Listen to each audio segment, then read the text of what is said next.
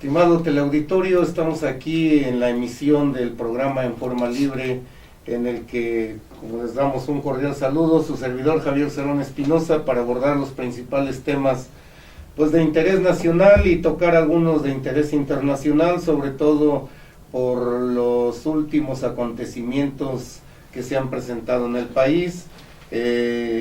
Damos un saludo aquí a nuestro invitado, a Alejandro Llanos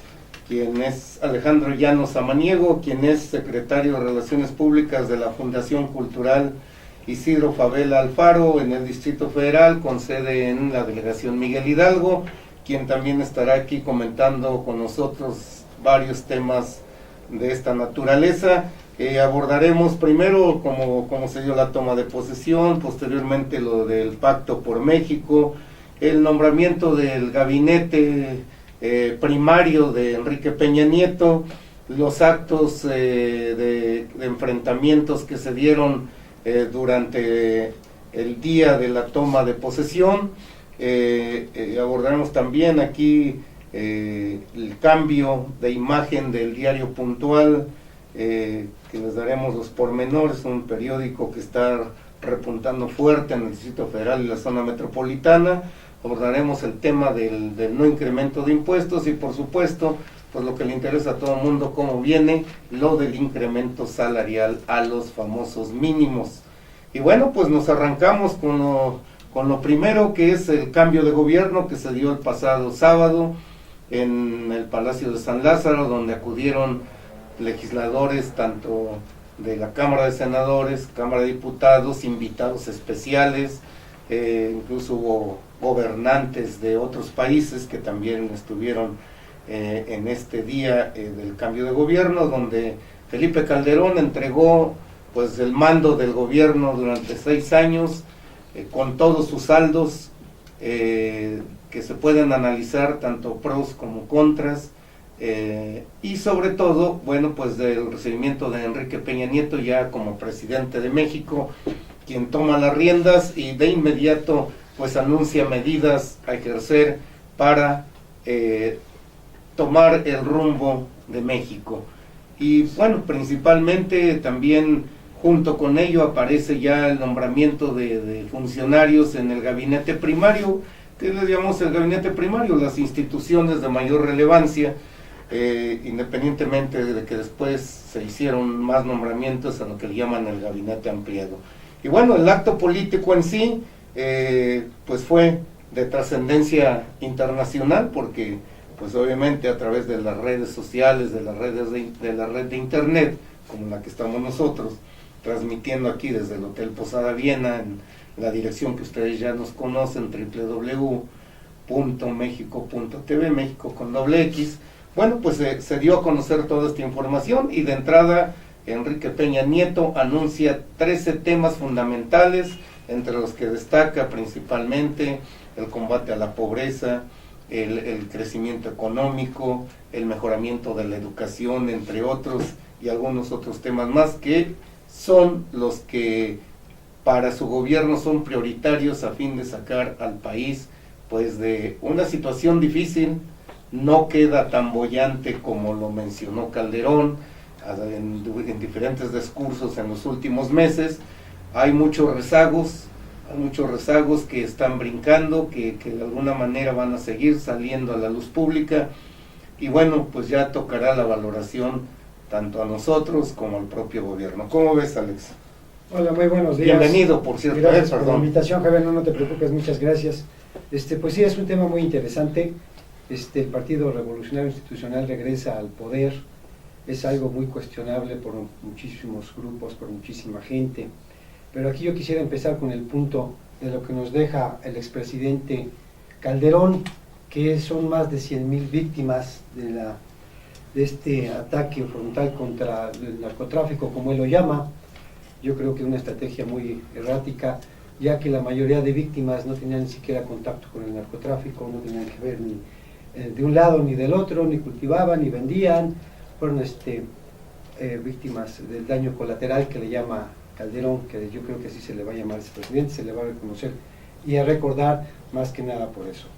La nueva estrategia del nuevo gobierno de Enrique Peña Nieto, yo creo que es muy diferente.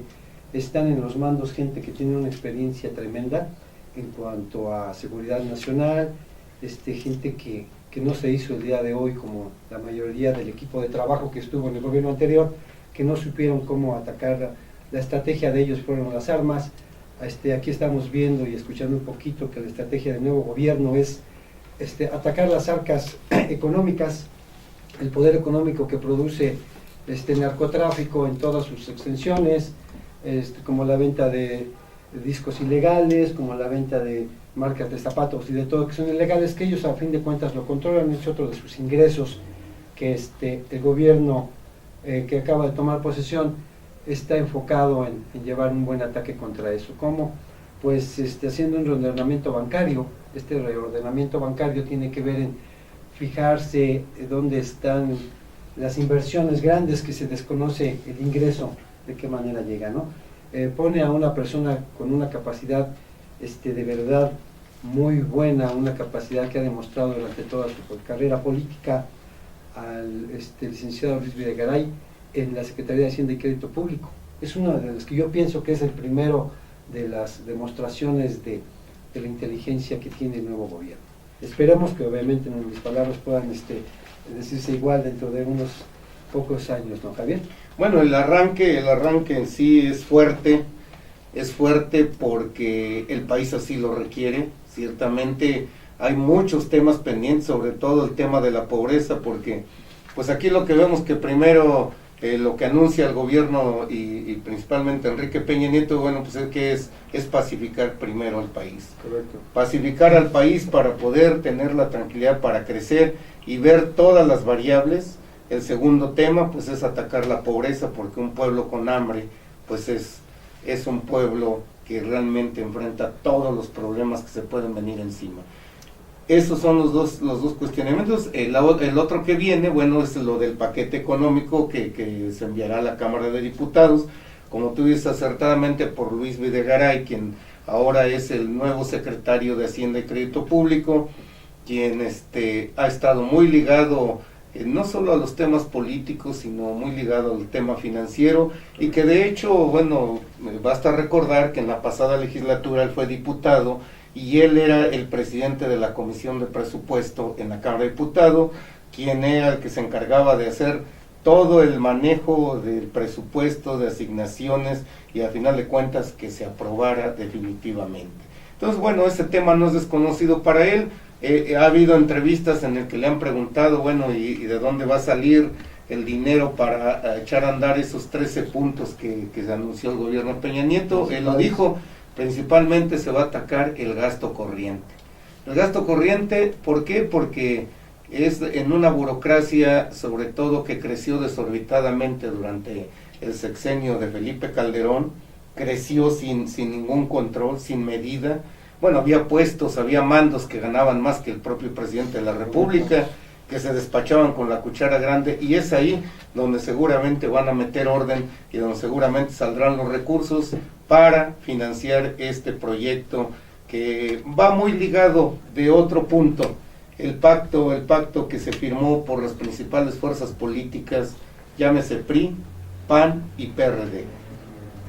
Cada uno con sus asegúnes, el PRI por supuesto ya en el poder, por el otro el PAN un tanto temeroso pero convencido de que no hay otra para sacar al país más que firmar y proceder a una reorganización, incluso de su propio partido, y por el otro el PRD, enfrentado a la presidencia, a la Secretaría General, con una serie de corrientes internas que les llaman tribus. Yo no les llamaría tribus por respeto, la verdad, yo llamaría corrientes políticas, ideológicas y de diferentes intereses. Está enfrentando una verdadera batalla interna, intestina, que de ahí va a salir algún costo, un costo político, pero finalmente él, como lo dijo en su discurso en el Castillo de Chapultepec, donde se firmó el pacto, vale la pena asumir este tipo de costos. De costos a qué llamaba costos políticos, porque él sabe bien que hacia adentro de las corrientes que son radicales en contra de todo, pues seguro le iban a tirar, y no vamos tan lejos. Miren quién le tiró Dolores Padierna Antonio y Sanarena. René Bejarano, y mucha gente se preguntará con qué moral, con qué calidad moral. Pero bueno, eso lo dejamos ahí al análisis. ¿Por qué? Porque todo el mundo sabe qué es la corriente que encabezan. Entonces, finalmente logra sacar este pacto con todo el manejo político, porque eso a final de cuentas es un manejo político que Calderón, y no hay comparación, ni estamos comparando, jamás pudo sacar. Tuvo gobierno, sí tuvo gobierno, pero sin respaldo político. Tuvo que batallar a lo largo de todo su sexenio sin el respaldo de las fuerzas políticas. Si acaso el PRI en algunos puntos, con el PRD jamás pudo lograr acercamientos como el de ahora. Que quieran desconocer a Zambrano, Jesús Zambrano, pues es lógico, lo han hecho, dicen que él no representa a nadie, que no representa a todo el partido, pero finalmente, como él señaló, por estatutos, él puede hacer alianzas y pactos con las demás fuerzas políticas. ¿Qué se ve aquí? Pues la conveniencia. ¿Por qué la conveniencia? Porque nada más van a las alianzas cuando les conviene. ¿Por qué en otras ocasiones, y recordemos en las pasadas elecciones, hicieron alianzas con el PAN cuando son agua y aceite? Entonces, eso no conveniencia. Aquí es donde se ve claramente. Y por supuesto, este pacto, si bien no es de arranque que digamos va a cambiar radicalmente al país, yo creo que sí va a salir algo, un cambio del rostro de esta república. ¿Por qué? Porque de alguna manera todo está puesto en lograr que el país crezca, sobre todo, porque a todos nos conviene y porque a todos de alguna manera nos irá de otra forma, en el sentido de que haya una clara política económica, que haya reordenamiento en seguridad pública y sobre todo el combate a la pobreza. Y bueno, pues de ahí brincamos a los nombramientos del gobierno, Alex. Sí, por supuesto. Luis Videgaray en Secretaría de Hacienda, en Gobernación, Osorio Chong. Miguel Ángel Osorio Chong. ¿Quién más tenemos ahí de las gentes fuertes? Bueno, Mondragón y Cal, Manuel Mondragón y Cal. Que de verdad eso sí sorprende un poco, sí. Porque todavía hasta el viernes o el jueves el doctor Mondragón pertenecía al equipo de transición, bueno, que sería el nuevo gobierno del Distrito Federal, y encontramos con la sorpresa de que es subsecretario de la Secretaría de Seguridad Pública, y dices, ¿qué tipo de negociación se hizo? ¿Por qué fue? Nos sorprende Rosario Guerra también, que está en la Sedesol. Rosario Robles, que se encuentra en Sedesol, siendo una figura periodista por muchos años. ¿Qué fue lo que sucedió aquí? No lo sabemos. No dudamos de la capacidad de Rosario Robles, por supuesto, pero son nombramientos que sí sorprenden. En cambio, otros que ya estábamos acostumbrados, los nombres en ese tipo de lugares, como Choaifet, Emilio Choaifet, Semor, que va a la Secretaría de Educación Pública, donde se espera que sea un agarrón de dos fieras. Ya hubo los primeros políticos, ya hubo. Va a estar muy bueno, pero ojalá que este agarrón sea en pro de la educación, ya que nos damos cuenta que el Sindicato Nacional de Maestros que dirige el Baester es una pérdida de la educación. Aparte de lo económico, la educación aquí está yendo muy por debajo. Estos puntos que toca el señor presidente Enrique Peña Nieto, de no más herencias de las plazas, ya no vamos a dejar que este señor que tiene 60 años se la deje a su hijo que tiene 20 y no sabe ni hereditarias ni siquiera ni la vitalicias, secundaria, así es. Ni vitalicia ni hereditaria. Y obviamente pone inteligentemente el presidente a un guerrero de la política, a un guerrero que tiene mucha fuerza, un señor que ya conoce bien al Baester Gordillo, y que esperamos que saquen de este despellejadero que va a ser realmente, y sinceramente lo digo, ya esperamos las marchas de todo el centro, por todo el país, porque obviamente esa señora ya está haciendo su plan de contraataque a las nuevas reformas de la educación. Sí, ya hay indicios de que la presidenta vitalicia, la lideresa vitalicia, el Baester Gordillo, ¿sí?, quien es dueña de almas, dineros y vidas de los maestros, porque pues por más de 20 y tantos años, 25, 26 años, ha estado al frente de esta organización. En cuanto supo del nombramiento de Emilio Choaifet, pues inmediatamente dijo que a esa secretaría tenía que llegar un maestro, no un político, pero se le olvidaba a la maestra repasar un poquito la historia de don Emilio, quien fue secretario de Educación en el Estado de México, quien académico, políticamente, no académico, a también. reserva de equivocarme, quien políticamente estuvo en la misma legislatura donde Emilio Chauffet operó, estando también el Bester Gordillo. Creo que al parecer, vamos a checar bien el dato, fue cuando el Bester se sale de la bancada priista. Es correcta la información. Sale de la bancada priista, entonces conoce muy bien su operación política y seguramente aquí hay una clara señal de que va a haber orden en el sistema educativo que urge al país. Se había relajado en los últimos tiempos.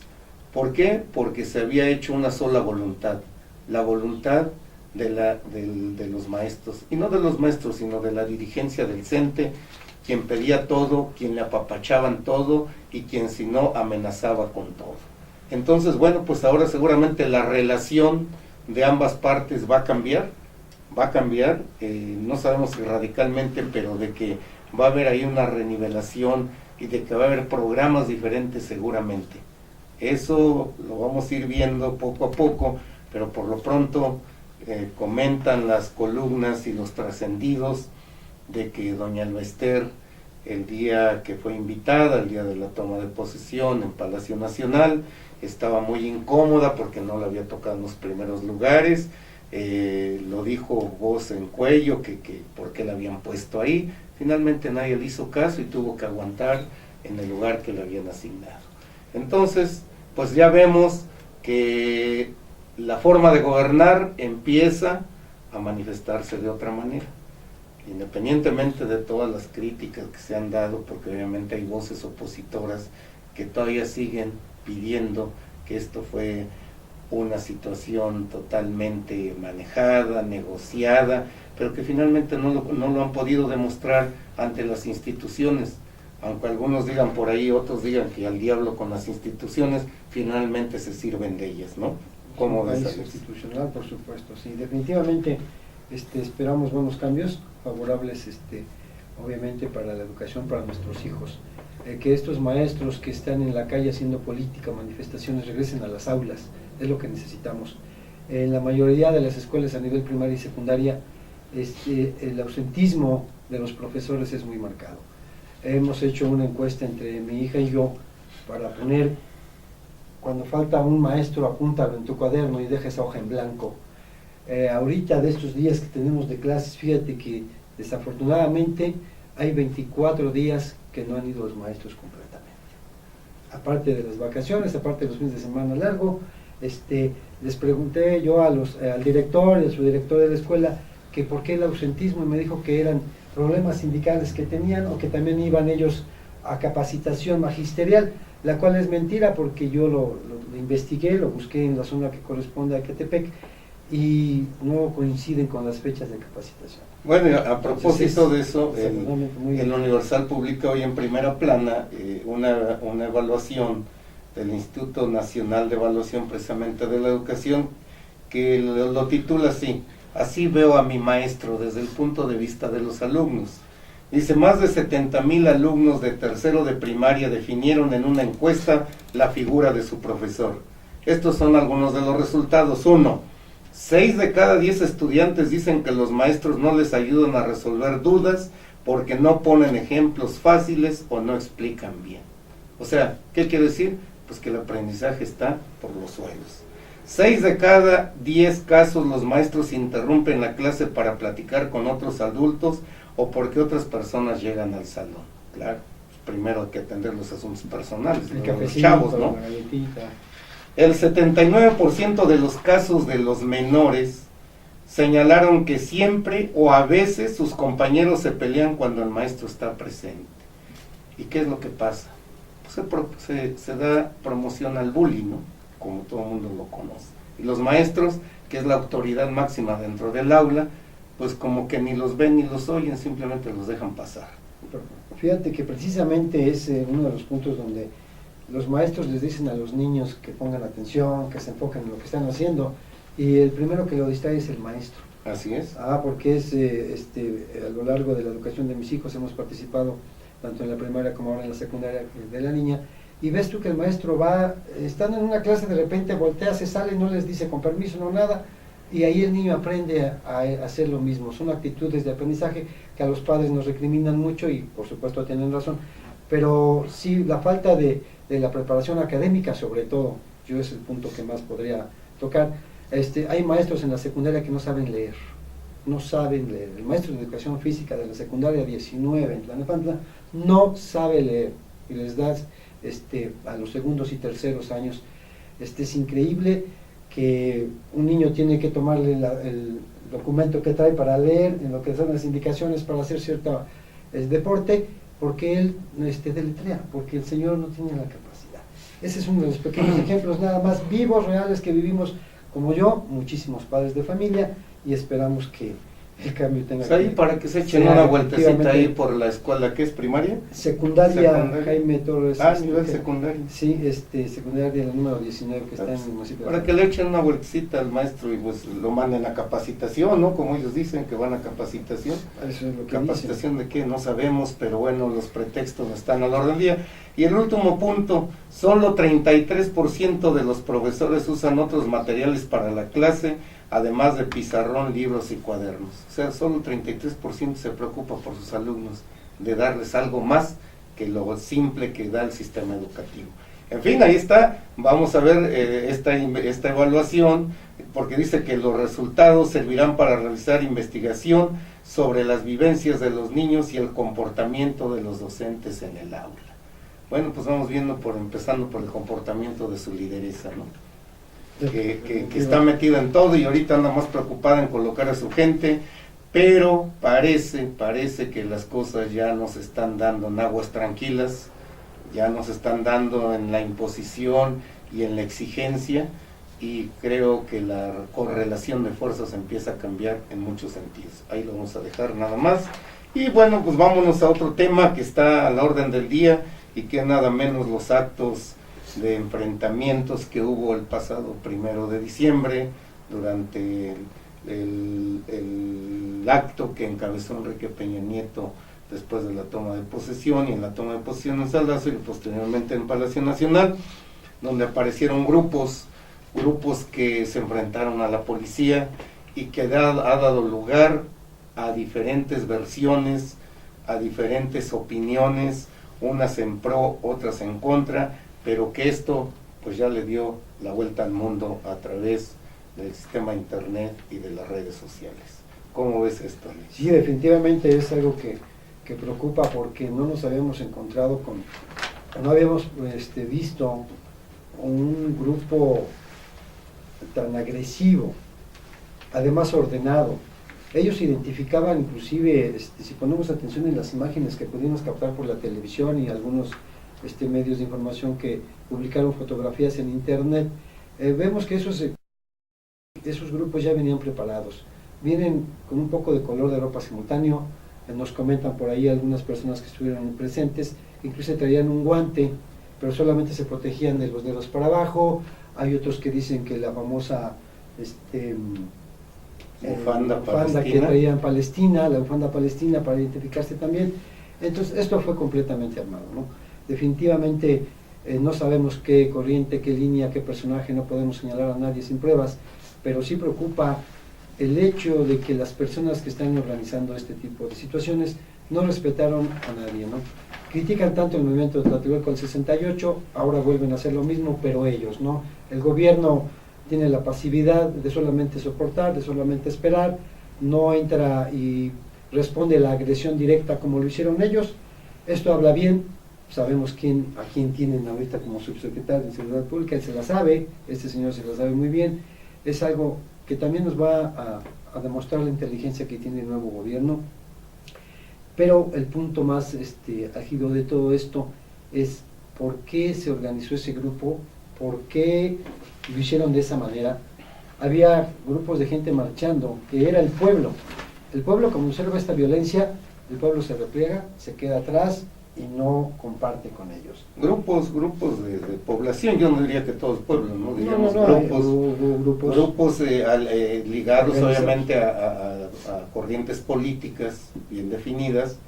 Y bueno, queda como resultado todo esto, bueno, pues que fueron 97 detenidos, de los cuales ya fueron consignados 69 que están ligados a los hechos calificados de vandalismo. La Procuraduría del Distrito Federal ya los consignó por los disturbios que hicieron en el centro histórico, donde ayer tuve oportunidad de caminar por la calle Avenida Juárez, por parte del Paseo de la Reforma. Da verdaderamente pues una especie entre de asombro y de indignación el ver negocios destrozados, porque yo me pregunto, si ese negocio fuera mío, ¿qué pasaría, no? ¿Qué pasaría si en esos momentos tengo gente armada, tengo eso que también repele todo este tipo de agresión? Pero afortunadamente todavía vivimos en un estado de paz, bueno, no de paz, sino de entendimiento, pero aquí el radicalismo de los grupos fue más allá. Había cristales de bancos, todavía pueden ir a verlos, sí, destrozados, están resguardados ahora por elementos de seguridad pública del Distrito Federal, bancos destrozados, tiendas saqueadas, en fin, o sea, es lamentable. Y no escapó también la Secretaría de la Contraloría que está sobre Avenida Juárez, les destrozaron todos los vidrios, o sea, agarraron parejo.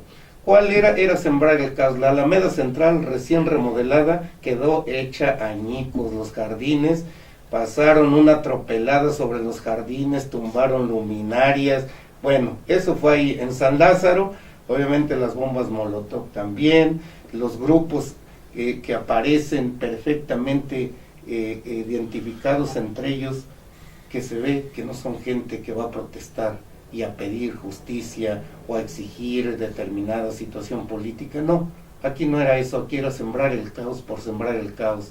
Y precisamente yo quisiera dar lectura un poco a uno de los políticos, de los columnistas políticos que se leen en este país y que aportan su opinión al Universal, que es Ricardo Alemán, en Itinerario Político, quien señala lo siguiente. Dice: Marcelo, culpa imperdonable. Esto lo pueden consultar en el Universal. Para muchos es, comillas, políticamente incorrecto, comillas, cuestionar a Marcelo Ebrard por su deficiente desempeño en los disturbios del pasado sábado, sobre todo a horas del fin de su gestión y cuando muchos otros creen que es un gobernante modelo.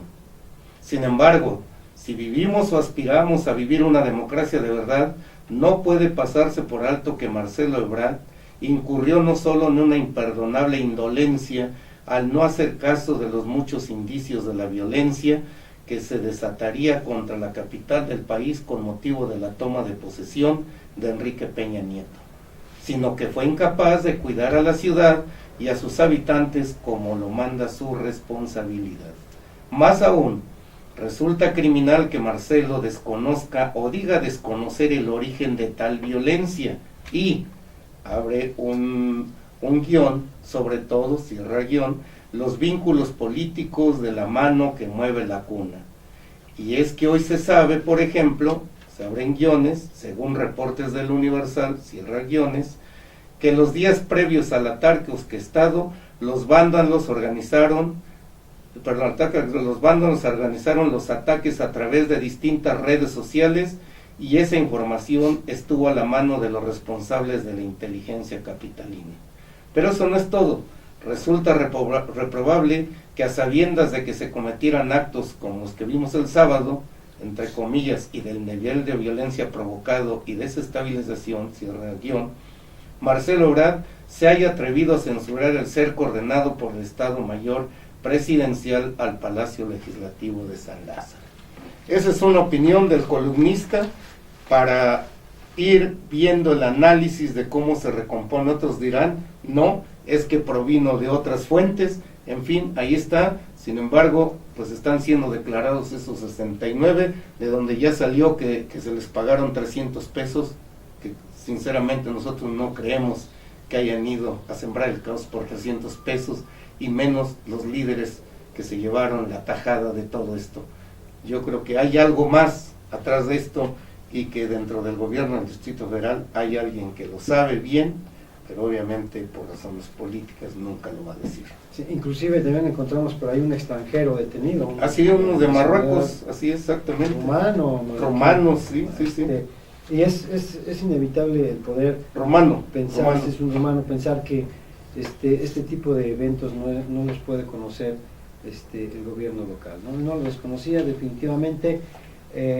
Cuando empieza el cerco que se hace a la Cámara de Diputados, empiezan las manifestaciones que son entendibles, que se acepta como tal, como ciudadano, como residente de esta demarcación. Se empieza el gobierno a decir, ok, tienen razón, es mucho el cerco, vamos a ablandarlo un poquito, pero se imaginan ustedes si este cerco no hubiera estado puesto, hasta dónde hubiera llegado la sangre, hasta dónde hubiera corrido. Creemos que las autoridades del Distrito Federal deben de tener un poquito más de claridad para con nosotros los ciudadanos. Nosotros no nos estamos chupando el dedo, nosotros sabemos lo que sucede. Que ellos quieran aparentar que lo ignoran, es diferente. El pueblo ya no es como antes, ya no es nada más de yo te digo esta noticia y te la tienes que creer y esto es lo que tú vas a tener que aceptar. Ahora las redes sociales nos abren muchísima información, ahora tenemos otros medios que no solamente es la televisión o la prensa escrita, hay muchísima forma de comunicarse. Tú ves algo y lo puedes mandar por tu teléfono a tu familiar, sabes que no entres ahí porque hay una bomba o alguna situación diferente. Y los medios creen que seguimos todavía nosotros mandamos cartitas por correo y no es así. Exhortamos a las autoridades del Distrito Federal que lleguen al fondo de todo este movimiento, porque si esto sucede ahorita que es un nuevo gobierno, ¿qué vamos a esperar después? Cuando haya una decisión que no le guste a estos dirigentes de estos grupos, entonces vamos a estar en estado de sitio. Hay que recordar que hay países que se encuentran en una situación muy desagradable, están en guerra Palestina e Israel desde hace muchísimo tiempo, y no queremos vivir así, no queremos nosotros eso. Exhortamos una vez más al gobierno, al regente de la ciudad, o al señor Marcelo Ebrard hasta el tiempo que le quede, para que aclare esta situación y que permita que la Procuraduría llegue hasta el fondo de las investigaciones. Ya fue el diputado Monreal a ser defensor jurídico de esta gente, y algo que a mí me llamó mucho la atención, no sé si ustedes se fijaron, que cuando él está haciendo la crítica fuerte, que levanta la voz, le sangra la boca. Hay una... de decir el vampiro. Le sangra la boca porque ya ves que dicen que si criticas algo que tú también estás haciendo, te estás mordiendo la lengua, ¿no? Entonces es algo muy que llama la atención. Hay que ponernos como ciudadanos a cuestionarlo totalmente. El pueblo no fue el que participó en esto, fue un grupo totalmente pagado, totalmente coordinado por alguien, no sabemos, pero contamos con un equipo de seguridad nacional muy bueno que va a tener que descubrir. Y pagado porque lo dijeron ya los propios consignados, ¿no? O sea, no porque nosotros lo decimos, que eso hay que aclararlo. Ayer precisamente una cuestión, caminando por ahí, por Avenida Juárez, encontré un amigo y lo saludé, empezamos a comentar el tema precisamente, y resulta que un sobrino de este amigo anda involucrado en este tipo de enfrentamientos. Fue detenido, está en el reclusorio, y ¿qué creen? Pues a mi amigo, que de alguna manera se mueve un poco en la política, le pidieron ayuda y todo, y pues, yo estoy atado de manos, no puedo hacer nada, pero eso no es lo peor, la familia no tiene recurso ni siquiera para hacer su defensa. Vean los alcances, hasta dónde llega, ¿sí?, de supuesta protesta, que están en contra de todo. El muchacho, estudiante universitario, está detenido, la familia en la angustia, porque no tiene dinero para hacer su defensa. Vamos a ver si los políticos que los mandaron le ayudan.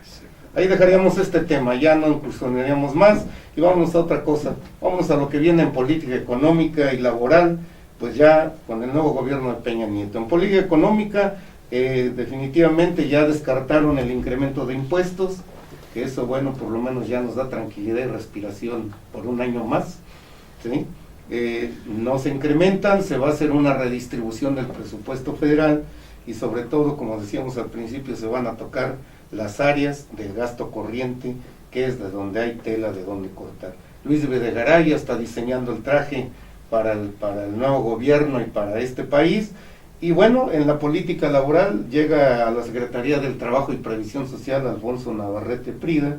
Nosotros, personalmente, en mi columna yo lo había estado adelantando, que Navarrete Prida ya había tenido algunos encuentros con líderes de algunas confederaciones y federaciones sindicales, y parece que no le erramos. Llegó Alfonso Navarrete, y bueno, ahora la tarea que tiene, que es primero aterrizar lo de la reforma laboral, pero otras prioridades es impulsar el empleo, crear fuentes de empleo, ¿sí? Erradicar los vicios del sindicalismo y de las relaciones laborales, y sobre todo ver qué tanto funcionan los cambios que se hicieron en la legislación laboral. Eso es básicamente, no la tiene nada fácil, porque seguramente su antecesor y su antecesora, que fue Javier Lozano Alarcón, quien es hoy flamante senador panista, ¿sí? Quien se dice ahora amigo de los sindicatos, cuando los atacó por todos lados cuando estuvo, acuérdense que no lo bajaron de bravucón, de rijoso, de todo, y bueno, los diputados lo alucinaban, el planista, los diputados lo alucinaban cada vez que se presentaba por allá en la Cámara a tratar de impulsar una reforma laboral. Rosalinda Vélez, pues llegó sin pena ni gloria, lo único que pudo hacer fueron algunas declaraciones, y no creo que Alfonso Navarrete Prida encuentre la casa tan en orden. Va a tener que hacer y va a tener que trabajar horas extras para reordenar lo que es la política laboral, porque durante el famoso sexenio del presidente del empleo, la política pasó de noche, sobre todo en materia laboral.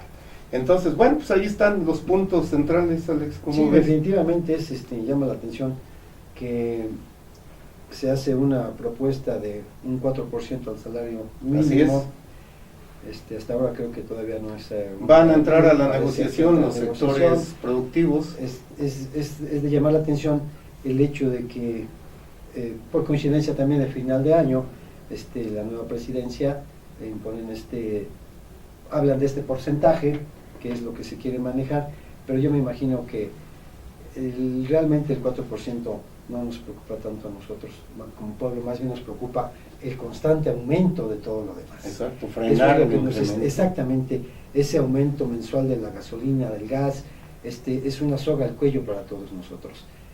Los microbuseros ya están pidiendo un aumento de 2 pesos, quieren 5 pesos ahora, todo quieren homologar el transporte, que todo sea de 5 pesos. Nosotros también podemos pedir. La nueva tarjeta, pues sí, podemos pedir todo el tiempo, nada más que no nos van a... La nueva tarjeta de uso multimodal va a ser para todo el transporte público en el Distrito Federal y parte de periferias cercanas al Estado de México, sobre todo en el lado sur, que quieren mantener la tarifa de 5 pesos, que sea para todos.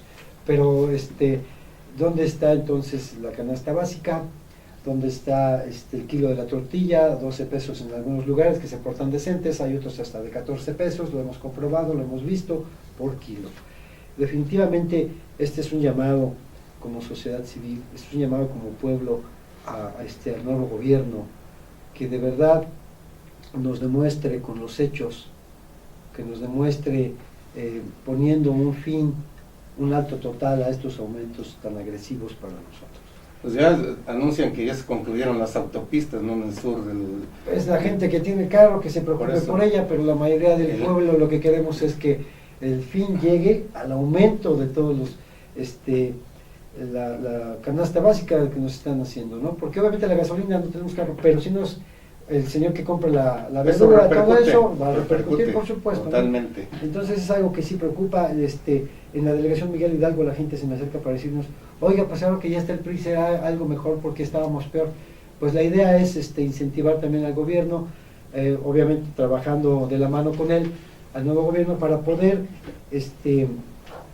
apoyar realmente a esa gente. Hay programas de desarrollo social que no se han llevado a cabo a nivel federal. Sabemos que hay de 70, 80 programas que están por ahí dormidos, queremos impulsarlos de alguna manera para que esta gente que necesita esa ayuda de verdad, esas 52 familias que están en pobreza en esta demarcación, tengan de verdad un apoyo, ¿no? Yo les aseguro que como Fundación Isidro Favela, representante en esta demarcación, vamos a pelear, vamos a buscar todo el apoyo posible del gobierno federal, ya que sabemos que lo local es muy difícil. Eso es algo de lo que nosotros proponemos como apoyo para nuestra población, sobre todo, reitero otra vez, del lugar que nosotros representamos como fundación, ¿no? Así es, y por supuesto también hablar que, bueno, los mandos de seguridad pública que están pendientes, por lo pronto hay nombramientos que se están aceptando, falta porque entre la minuta para su discusión y dotar a la Secretaría de Gobernación como la entidad que maneje toda la seguridad nacional e interna del país. Pues ahí dejaríamos los comentarios, Alex, y yo quiero comentarles acerca del Diario Puntual, ¿sí?, que ha estado por aquí con nosotros el director Adán Juárez. El Diario Puntual cambia de imagen, entra de lleno ya al color, en nueva presentación, nuevo diseño, un diario que está empujando fuerte, que ya está en circulación pues en todas las dependencias de gobierno y a nivel del Distrito Federal y área metropolitana, y que entra pues con una nueva misión de dar un poco más de información más allá de lo que se ve en los acontecimientos comunes y corrientes. Ahí lo dejaríamos. El Diario Puntual lo puede adquirir, muchas veces lo regalan gratuitamente en otros puestos de periódicos, y poco a poco va a ir entrando a la cadena de comercialización. Ahí está, es un medio que viene pues de alguna manera ya trabajando, no de ahorita, ya tiene varios años, pero poco a poco ha ido avanzando en lo que es su nuevo concepto como medio de comunicación. Sí, Alejandro. Sí, yo quiero invitar a la gente a que visite nuestra página, es www.fundación Isidro, es Funda Isidro Favela df.jimdo con jimdo.com. En esta va a encontrar los eventos que estamos realizando a través de la fundación. Vamos a ver todo en lo que participamos como tal fundación, ¿no? Espero que nos busquen por ahí y vamos a estar pendientes. Muy bien, Alejandro, reserva de que nos platiques ya después, posteriormente en forma, qué es lo que hace concretamente la fundación, sí, los vínculos políticos, sociales, y cuál va a ser su participación, pues obviamente dentro del nuevo esquema del gobierno de Enrique Peña Nieto. Por supuesto. Pues les agradecemos su atención, estimado teleauditorio, en una transmisión que hacemos de aquí del Hotel Posada Viena, en la zona rosa. Nos despedimos, como siempre, su servidor Javier Cerón Espinosa. Gracias a Alejandro Llanos, que nos acompañó en esta transmisión, y damos un saludo allá al compañero Josué Cruz Ruiz. No sin antes, permítame tantito, por favor, adelante, pasa aquí con nosotros un joven muy inquieto, ¿sí? Que pues más que todo está en el estudio de la carrera de diseño gráfico. Él nos dice asistido por computación. Su nombre, Irving Daniel Martínez Flores. Bienvenido, Irving, a este medio de comunicación. Muchas gracias. Y que de alguna manera, pues nos expresa su inquietud por el periodismo, el manejo sobre todo de la imagen, que es pues todo un arte y una profesión, porque no cualquiera se le da este acto. Platícanos un poco de tu carrera, Daniel. Pues antes que nada, es una carrera que es de mucho trabajo, y más encarregada a lo que es la fotografía y el fotoperiodismo, que es a lo que a mí me llama la atención. Pues es un poco arriesgado y muy especial, situaciones que vives en la vida diaria y que quieres compartir con las personas y que quieres que se den a conocer, se difundan. Pues en eso hemos podido realizar varios trabajos que he podido difundir y que han sido muy buenos a razón de lo que me comentan los espectadores y la gente que ha visto mi trabajo. ¿En qué semestre vas? Ahorita estoy en el tercer semestre en la Escuela Preparatoria CBT4 de Tecámac. ¿Y cómo son tus maestros? Mándales un saludo a tus maestros. No, pues, ya que estamos hablando de maestros. Sí, es una escuela nueva, pero con muy objetiva, que quiere salir adelante. Llevamos muchos trabajos, salimos a exposiciones, es una muy buena escuela.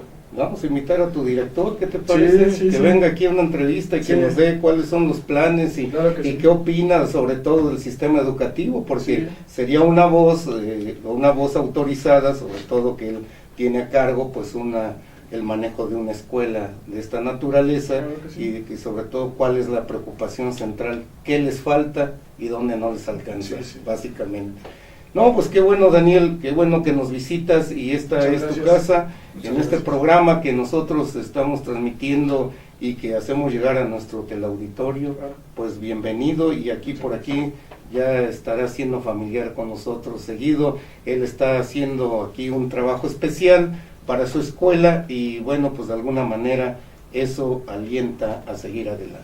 Y el trabajo que hizo Daniel este fin de semana es importante, interesante, esperamos que lo podamos Así ver. es, sí, así es. Le puso mucho valor, vimos el riesgo en el que estuvo, y la verdad, juventud como él es lo que necesitamos en México. Tenemos que cambiarlo, y esta es la actitud que nosotros necesitamos. Como dicen en el profesionalismo y en el periodismo, hay feeling Hay para feeling, el trabajo. exactamente, hay feeling. Querido Bueno, teleauditorio, pues, equipo. les agradecemos su atención y nos vemos en la próxima emisión de este programa. Muchas gracias. Hasta luego. Que estén Buenas bien. tardes.